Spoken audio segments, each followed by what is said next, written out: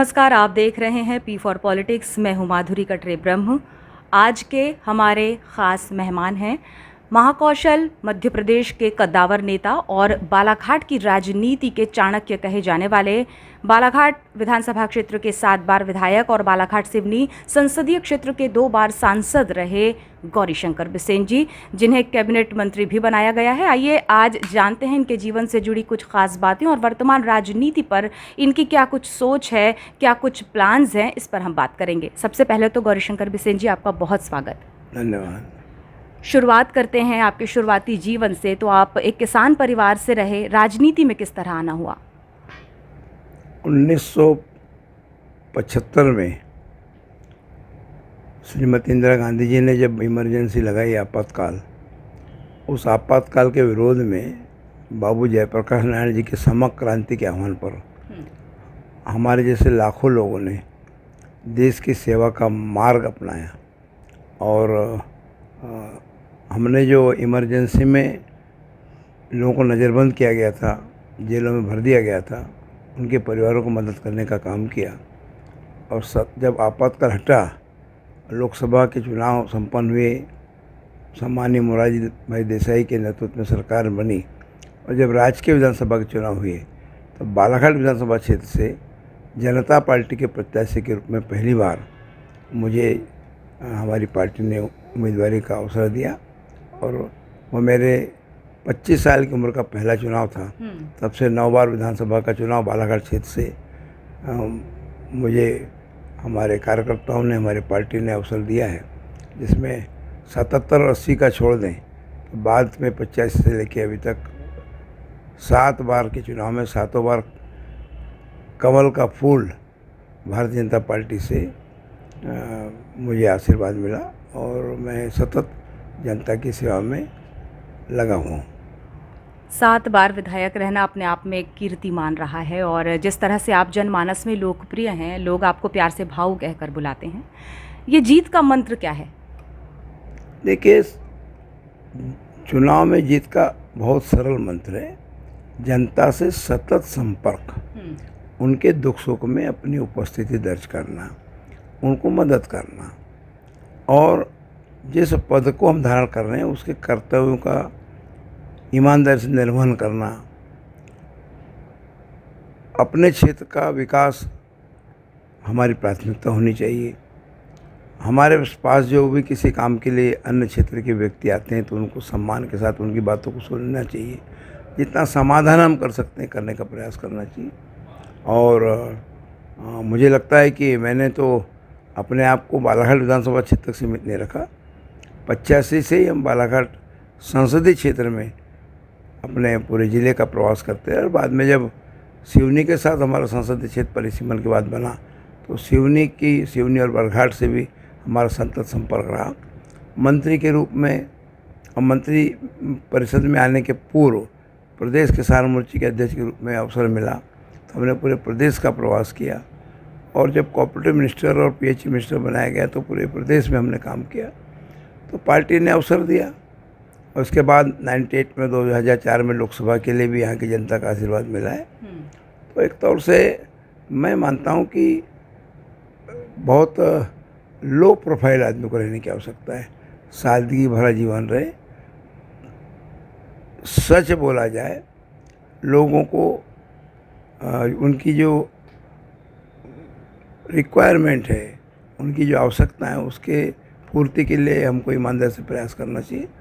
यदि नहीं हो सकता तो हम कह दें भाई इस कारण से नहीं हो सकता, तो एप्लीकेंट या जनता स्वतः मान लेते हैं। भाऊ, थोड़ा सा पीछे चलें। आपके युवावस्था में राजनीति में प्रवेश के दौरान और आपके संघर्षों की बात करें तो किस तरह की चुनौतियां रही? क्योंकि कई बार विपरीत परिस्थितियां रही होंगी। एक नौजवान ने किस तरह अपने आप को मजबूती से कायम रखा इस क्षेत्र में? देखिए, बालाघाट विधानसभा क्षेत्र ऐसा क्षेत्र है जहाँ 57 से लेकर के 77 तक हमारे 5 बार जो चुनाव हुए, इन 5 चुनाव में पंडित नंदकिशोर जी शर्मा, उनको मैं बहुत सम्मान करता हूँ, वे लगातार इस क्षेत्र से विधायक रहे, प्रदेश कांग्रेस कमेटी के अध्यक्ष भी रहे, गृह राज्य मंत्री भी रहे। और 77 के पहले उन्होंने किसी को 1/6% भी वोट नहीं मिलने दिया। यानी जमानत की राशि भी वापस नहीं हुई। उस क्षेत्र में हमने काम प्रारंभ किया तो चुनौती भरा काम था। फिर हम एक सामान्य परिवार के, खेती है लेकिन खेती में बचता क्या था। तो ऐसी स्थिति में बड़े कठिन दौर से हमने अपने आप को यहाँ तक लाने का प्रयास किया और आज भी संघर्ष जारी है। आज भी मैं कहूँ कि सरलता से जनप्रतिनिधि का निर्वाचन होता है तो मैं इसको मानने को तैयार नहीं हूँ। 365 दिन काम करना होता है, तब जाकर के लोगों का विश्वास हम अर्जित कर सकते हैं। ये बात आपने बिल्कुल सही कही कि 365 दिन एक निर्वाचित प्रतिनिधि को काम करना चाहिए और 7 साल विधायक के तौर पर एक बहुत बड़ा समय रहा आपके पास बालाघाट क्षेत्र के विकास के लिए। क्या कुछ आप कर पाए, क्या कुछ करना बाकी रह गया? देखिए, बाकी तो रहता ही है, कोई डेवलपमेंट को विराम नहीं होता। आवश्यकताएं भी अनंत हैं, लोगों की अपेक्षाएं भी हैं, लेकिन जितना हमें अवसर मिला उस पर हमने बहुत अच्छा करने का प्रयास किया है। मैं जवाबदारी के साथ मैं कह सकता हूं कि बालाघाट विधानसभा क्षेत्र का लालबरा विकासखंड, राज्य में 313 विकासखंड, उसमें सर्वाधिक विकसित विकासखंड है। हमारे यहाँ सड़कें, हर ग्राम पंचायत में चारों तरफ पक्की सड़कें हैं। हर गांव को हमने पक्की सड़कों से जोड़ा है। हर हाउस होल्ड को हम टेप वाटर देने की स्थिति में हमने समूह पेयजल योजना लाई है। हमारी जो सिंचाई की कैनाल्स हैं, हमने उसको लाइनिंग के लिए पैसे का इंतजाम किया। जो पानी ट्रेल लाइन तक नहीं जाने पाता था वो अब ट्रेल लाइन तक जा रहा है। हमारे जो लोग स्थानीय जलाशय हैं, सराल्टी जलाशय, उरुम नाला जलाशय है, इनमें हमने अभी तो सराल्टी जलाशय में बड़े पैमाने पर लाइनिंग का काम हमारा चल रहा है। तो सिंचाई का स्रोत बढ़ाना, मार्केट डेवलप करना, शिक्षा के संसाधन लालबरा में काफ़ी दिनों से मांगते कि हमको महाविद्यालय मिले। इस क्षेत्र की रिक्वायरमेंट थी कि यहाँ पे एग्रीकल्चर कॉलेज होना चाहिए, तो हमने एग्रीकल्चर कॉलेज दिया। अब माननीय मुख्यमंत्री जी अब परसों जब आएंगे तो यहाँ पर मेडिकल कॉलेज की आधारशिला रखने जा रहे हैं। 5 वर्षीय पाठ्यक्रम के विधि महाविद्यालय की आधारशिला रखने जा रहे हैं। अभी बालाघाट में 3 रेलवे क्रॉसिंग ओवरब्रिज हमारे सेंक्शन जिन पे काम चल रहा है। हमने अनेक वैनगंगा नदी पे बड़े बड़े पुल पुलिया बनाए, सराल्टी नदी पे पुल पुलिया बनाए और अब जागपुर, जिसको मोगधाम रोड कहते हैं, मोगधाम से जागपुर रोड पे पुलिया हमारा 25 करोड़ का स्वीकृत है, उसके टेंडर होकर के निर्माण की प्रक्रिया चालू है। तो और नगरीय क्षेत्र का हमने विकास किया, नगर में पीने के पानी का प्रबंधन किया और हमारी जनसंख्या बढ़ती जाती है, नए घर बनते हैं तो बिजली का खंभा पहुंचाना है।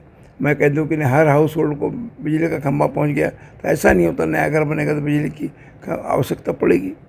तो जो अधोसंरचना का विकास, रोटी कपड़ा मकान, डेवलपमेंट और जन कल्याण, इन दोनों बिंदुओं पे हम फोकस करके काम करते हैं। बालाघाट ज़िला खनिज संपदा से परिपूर्ण है, वन संपदा बहुत प्रचुर मात्रा में है यहाँ पर, फिर भी बालाघाट ज़िले से बहुत पलायन होता है और यहाँ के युवा जो हैं वो काफ़ी मात्रा में बेरोज़गार हैं। तो क्यों नहीं इतने सालों में कुछ ऐसा हम औद्योगिकीकरण कर पाए यहाँ पर कि युवाओं को यहाँ रोज़गार मिले?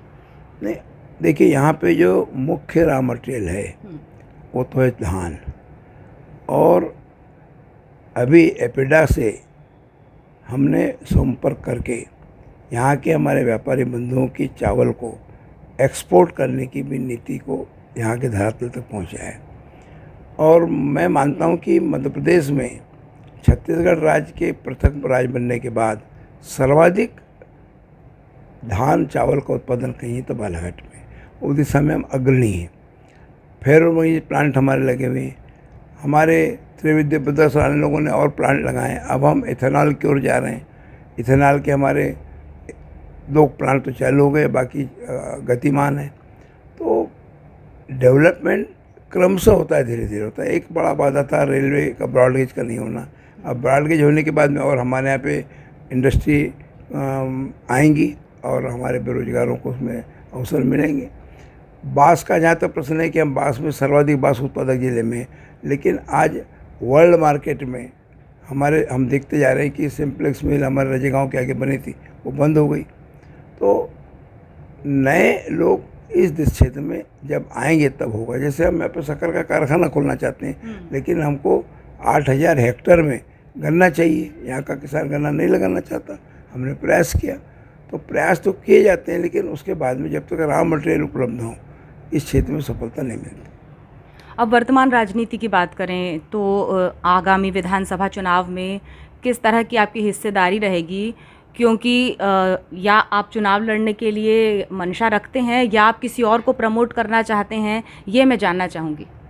देखिए, मैंने अपने नेतृत्व से कहा है कि युवाओं को अवसर मिले। पिछले बार रामकिशोर जी कावरे हमारे दूसरी बार जब विधायक बने तो हमने स्वतः कहा कि भाई ऐसे लोगों को मंत्रिपरिषद में स्थान दीजिए। युवा ताकत से काम करेगा, ज़्यादा श्रम करेगा, और उन्होंने अपने परसवाड़ा क्षेत्र का चौमुखी विकास किया है। आज बालाघाट विधानसभा क्षेत्र में भी मेरी इच्छा है कि नए लोगों को अवसर मिलना चाहिए, और नई पीढ़ी को हम आगे नहीं लाएंगे तो कहीं ना कहीं हम पीछे रह जाएंगे। नई पीढ़ी में अगर आपसे 4 नाम पूछे जाएं बालाघाट विधानसभा क्षेत्र से भाजपा के प्रत्याशियों के, तो आपकी नज़र में कौन कौन होंगे? देखिए, हमारी पार्टी में नाम नहीं पूछे जाते। हमारे पार्टी का आंतरिक सर्वे होता है। हमारे पार्टी में एप्लीकेशन नहीं मांगे जाते। हमारे पार्टी का नेटवर्क मतदान केंद्र तक है, और जो हमारे मतदान केंद्र की जो टोली होती है, त्रिदेव जिनको कहते हैं, अध्यक्ष, महामंत्री, बीएलए, इनसे परामर्श करने के बाद में जो सर्वश्रेष्ठ होता है उसको उम्मीदवार बनाने का पार्टी प्रयास करती है। और मुझे लगता है कि वो दिशा में पार्टी सोचेगी और जो अच्छा होगा उसको उम्मीदवारी मिलेगी। मौसम जी के लिए क्या कहना चाहेंगे आप? पाते हैं कि मौसम जी परफेक्ट हैं आगामी विधानसभा चुनाव के लिए? इसका आकलन तो पार्टी को करना है। गौरीशंकर बिसेन जी, एज अ फादर, एक पिता नहीं नहीं, देखिए, मौसम मेरी बेटी है, इसमें कोई दो राय नहीं। लेकिन मौसम मेरी बेटी से पूर्व भारतीय जनता पार्टी की ज़िले की जनरल सेक्रेटरी भी है, और 2014 के चुनाव में उनको लोकसभा का टिकट लगभग मिलना तय हो गया था। अंतिम दिन प्रत्याशी बदला गया, तो उनके बारे में पार्टी के पास भी आकलन है और कार्यकर्ताओं के बीच में, मतदाता के बीच में आकलन है। क्योंकि अभी कुछ ही समय पहले एक कैंपेन चल रहा है, वर्तमान में भी चल रहा है, कि पिता की राह पर बेटी, मेरी बेटी मेरा अभिमान, मौसम बिसेन को जिस तरह प्रमोट किया जा रहा है, तो आपको नहीं लगता कि एक तरह से एक लाइन तैयार की जा रही है, या जनमानस में ये बात मैसेज पहुंचाया जा रहा है कि मौसम जी उम्मीदवार हो सकती हैं? देखिए, मौसम में योग्यता है, इसमें कहीं कोई दो राय नहीं। वो सिंधिया कन्या के पास आउट है, इंग्लिश मीडियम से पास आउट है, बचपन से सामाजिक और राजनीतिक वातावरण में रही है। नागपुर विश्वविद्यालय से उन्होंने इंजीनियरिंग का डिग्री प्राप्त किया है, और लगातार पार्टी का काम कर रही है। पार्टी यदि कार्यकर्ता के रूप में उसको बेस्ट कैंडिडेट मानेगी तो उसे प्रत्याशी बनाएगी। जहाँ तक मौसम की प्रत्याशी की जो योग्यता है, उसमें कहीं कोई दो राय नहीं। एक सक्षम और योग्य हमारी उम्मीदवार होगी, और मुझे लगता है कि हमारे यहाँ के विशेष तौर से युवा की यही इच्छा है कि मौसम हमारे प्रत्याशी हो। जी, बालाघाट के विधानसभा सीट की बात करें तो बहुत राजनीतिक उठापटक देखने को मिल रही है, चाहे हम लांजी की बात करें या कटंगी क्षेत्र की, जहां दोनों उम्मीदवार घोषित हो चुके हैं, राजकुमार कर्राहे और गौरव पारधी। लेकिन पार्टी में विरोध के स्वर भी मुखर हो रहे हैं। कुछ लोग नहीं चाहते हैं कि कोई बाहरी व्यक्ति चुनाव लड़े, खासकर राजकुमार कर्राहे जी के लिए। तो ये जो घमासान चल रहा है पार्टी में, इसका क्या कुछ असर पड़ेगा आगामी विधानसभा चुनाव के परिणाम पर? नहीं, देखिए, धीरे धीरे जब AB फार्म आ जाएगा तो कार्यकर्ता अपने लाइन से उस प्रत्याशी के लग जाएंगे जिसको पार्टी का सिंबल मिला है। हम व्यक्ति के प्रति समर्पित नहीं, हम पार्टी के प्रति समर्पित हैं, अपने दल के प्रति और दल के सिंबल के प्रति समर्पित है, भारत माता के प्रति समर्पित है। आप देखते जाइए, धीरे धीरे सब स्थिति सामान्य हो जाएगी। ये भी कहा जाता है कि आपने बोध सिंह भगत जी को भाजपा में प्रवेश नहीं लेने दिया, कितनी सच्चाई है इस बात में? नहीं, बोध सिंह भगत पार्टी में थे ही नहीं। बोध सिंह जी ने माननीय मोदी जी के खिलाफ चुनाव लड़ा है, डॉक्टर ढाल सिंह मिशन के खिलाफ नहीं। पूरा देश मोदी जी को प्रधानमंत्री के रूप में देखना चाहता था, तब इन्होंने निर्दलीय चुनाव लड़ा और पार्टी से निष्कासित। निष्कासित व्यक्ति कौन से पार्टी में जाता है, कहाँ ज्वाइन करता है, उनका विषय। लेकिन दबी जुबान तो ये भी बात कही जा रही है कि आपने वहाँ पर गौरव जी को प्रमोट करके टिकट दिलवा दी। गौरव पारधी पिछले 10 साल से कटंगी और वाराणसी क्षेत्र में काम कर रहे हैं। उन्होंने अपना एक अलग परिचय दिया है, तो कोई नया व्यक्ति नहीं जिसको वहाँ पर पार्टी ने उम्मीदवार बनाया। अंतर विरोध क्यों? कटंगी के कार्यकर्ता अब देखिए, ये सामाजिक संगठन होते हैं, मानव के संगठन हैं। एक पद के लिए एक से अनेक योग्य लोग हो सकते हैं और जो हमारे उम्मीदवारी के श्रेणी में हैं, कतार में, उनको अपनी बात कहने का अधिकार भी होता है और रखना भी चाहिए। लेकिन मैंने जैसा कहा, जैसे जैसे चुनाव नज़दीक आएगा अब सारी स्थिति सामान्य हो जाएगी और कटंगी में भी भारतीय जनता पार्टी का परचम लहराएगा, लांजी में भी भारतीय जनता पार्टी का परचम लहराएगा और हम बालाघाट पार्लियामेंट विधानसभा जिले की 6 सीट पर और बालाघाट लोकसभा क्षेत्र की 8 सीटों पर भारतीय जनता पार्टी का कमल खिलाने के लिए पूर्ण सक्षम है। गौरीशंकर जी, एक सीनियर नेता का पार्टी में प्रभाव होता है, खासकर ज़िले स्तर की राजनीति में और प्रदेश स्तर की राजनीति में एक अच्छा खासा दखल होता है। लेकिन ये मिथक भी माना जाता है कि व्यक्ति केंद्रित हो जाती है पार्टी, तो क्या आपके साथ भी ऐसा है? क्योंकि बहुत सारे आपके ही कार्यकर्ता ये कहते हैं कि जो राजनीति है वो बंगले से चलती है यहाँ की भाजपा की। कितनी सच्चाई है? ये सही नहीं है। मैं पूरे ज़िले का और पूरे पार्लियामेंट्री कॉन्स्टिट्यूंसी सहित विशेष तौर से जबलपुर संभाग में काम करता हूँ। अब मेरे चाहने वाले अति उत्साह में इस तरह की बात कर देते हैं। हम लोग पार्टी के एक सामान्य कार्यकर्ता हैं और सामान्य कार्यकर्ता को पार्टी को मजबूत करने के लिए जो काम करना चाहिए उस काम को करते हैं। क्या कुछ सपना बाकी रह गया भाऊ? बालाघाट को कहाँ देखना चाहते हैं आज से 5 साल बाद? बालाघाट को हम इस राज्य के उन समस्त जिलों में सर्वश्रेष्ठ विकसित जिला देखना चाहते हैं और दिशा में बहुत तेज़ गति से काम चल रहा है और मुझे लगता है कि जो हमारे NHI का काम जो लामटा से लेकर के हमारे बरबस लवादा से लेने होते हुए बोंगले होते हुए जब हमारी NHI बाईपास खुरसुली पहुँचेगी मिताली नर्सिंग होम, तो और हमारे विकास होंगे। ट्रैफिक हमारा उधर टर्न होगा। अभी हमने गौरव पथ का पूरा निर्माण किया, अब हमारे अंडरग्राउंड ब्रिज बन रहे हैं। तो सारा काम जब डेवलपमेंट होता है, अच्छी सड़कें बनती हैं, आवागमन के साधन होते हैं, तो सभी तरह का बिजनेस बढ़ता है, लोगों के जेब में पैसा आता है और इसलिए मुझे लगता है कि बालाघाट का अच्छा भविष्य है और आने वाले समय में बालाघाट बहुत तेज़ गति से तरक्की करेगा। आप कृषि मंत्री रहे, मध्य प्रदेश को कृषि कर्मण पुरस्कार मिला, आप PHE मंत्री रहे और OBC कल्याण आयोग अध्यक्ष रहे। इस दिशा में क्या कुछ ठोस आप कर पाए अपने कार्यकाल के दौरान? OBC वेलफेयर कमीशन के चेयरमैन के रूप में सबसे बड़ी सफलता है कि महाराष्ट्र में गौली प्रकरण के कारण OBC का रिजर्वेशन समाप्त हो गया था। हमने पूरे 52 जिलों में जाकर के OBC की मतदाताओं के आधार पर जनसंख्या के आंकड़े प्राप्त किया अनुपातित और उसके बाद सुप्रीम कोर्ट में हम विजयी हुए। OBC को 35% तक इक्कीस आरक्षण मिला, ये हमारी बड़ी सफलता है। PHE मंत्री के रूप में हमने हर गांव में हैंडपम्प खुदवाया, ग्रामीण नल जल योजना लाई और बालाघाट विधानसभा क्षेत्र में तो 147 करोड़ की हमारी समूह ड्रिंकिंग वाटर स्कीम 102 गाँव को पानी दे रही है। भरविली के आसपास से लेके लामटा से लेकर के खारत तक हमने महागंगा के किनारे ग्रुप ड्रिंकिंग वाटर स्कीम में लाई और आज हम जल शक्ति विभाग के रूप में तेज गति से भारत सरकार के सहयोग से काम कर रहे हैं। कृषि मंत्री के रूप में मैं बताना चाहूँगा एक ही बात कि जहाँ इस राज्य में गेहूँ का उत्पादन ही नहीं था, विदेश से ऑस्ट्रेलिया अमेरिका से लाल गेहूँ PV18 लरमारो वैरायटी मंगाई जाती थी और राशन दुकान बढ़ता था। कमलनाथ जी के ज़माने में वो विदेश वाणिज्य व्यापार मंत्री थे। आज हमने पिछले वर्ष 1,90,00,000 मीट्रिक टन गेहूं का भंडारण करके हमारे जो शासकीय सस्ते अनाज की दुकान में बंटने वाला, राशन के दुकान में बंटने वाला एकत्रीकरण किया और उपार्जन किया जो राष्ट्र में नंबर 1 है। तो हम राष्ट्र में सर्वाधिक गेहूँ उत्पादक राज्य बन गए। हमें अब दूसरे पे आधारित न होकर के हम एक्सपोर्ट करने वाले राज्य बन गए।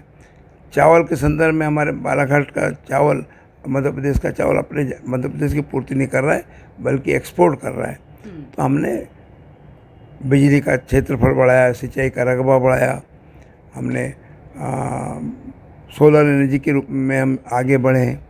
तो मुझे लगता है कि जो सिंचाई का रकबा आज हमारा 46 लाख हेक्टेयर पे हम पहुंच रहे हैं, तो बिजली का उत्पादन हमारा 10 गुना बढ़ गया। तो ये जो विकास हुआ है, इससे हमारी एग्रीकल्चर ग्रोथ रेट भी आगे बढ़ी है। और 4 बार तो मेरे समय में कृषि कर्मण अवार्ड मिला है। तो इस सच को प्रमाणित की क्या आवश्यकता है। ये तो रिकॉर्ड में है कि हमने दलहन के क्षेत्र में, तिलहन के क्षेत्र में, मोटे अनाज में देश में अपना स्तर सर्वश्रेष्ठ रखा है। अब एक बहुत ही महत्वपूर्ण और एक व्यक्तिगत सा सवाल भी है आपसे कि जिस उम्र में आप इतने सक्रिय हैं, इतने ऊर्जावान हैं, कैसे कर पाते हैं आप इतना। नवयुवक इस अवस्था में सोचते हैं कि थोड़ा सा आलस्य आ जाता है, लेकिन आप इतने एनर्जेटिक रहते हैं, क्या राज है भाऊ इसका।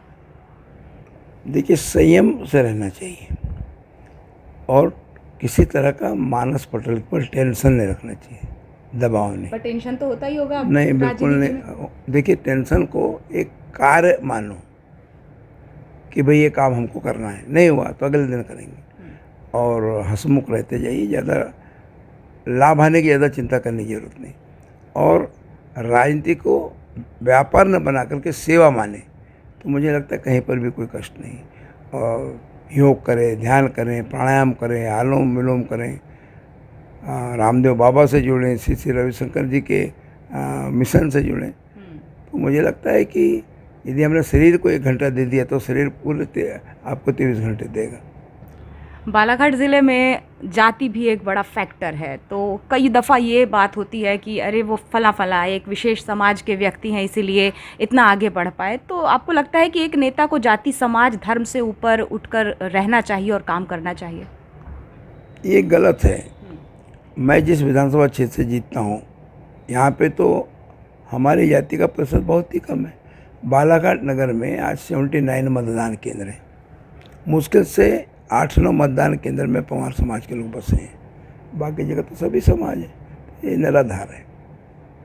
अब आखिर में हमारे तमाम दर्शकों से आप क्या कहना चाहेंगे? मैं सभी दर्शक भाइयों बहनों को आज 2 अक्टूबर पर मुझे महात्मा गांधी जी की जयंती और लाल बहादुर जी शास्त्री की जयंती पर शुभकामनाएं देना चाहता हूँ। और भारत के यशस्वी प्रधानमंत्री जी ने स्वस्थ भारत और स्वच्छ भारत का जो सपना संजोया है, उसको साकार करने की अपील करता हूँ। जी, आपने हमें समय दिया, आपका बहुत बहुत धन्यवाद। हमारे साथ थे कैबिनेट मंत्री गौरीशंकर बिसेन जी। अगले अंक में कौन होंगे हमारे मेहमान, जानने के लिए देखना ना भूलें P4 पॉलिटिक्स। अब इस अंक से दीजिए इजाज़त। नमस्कार।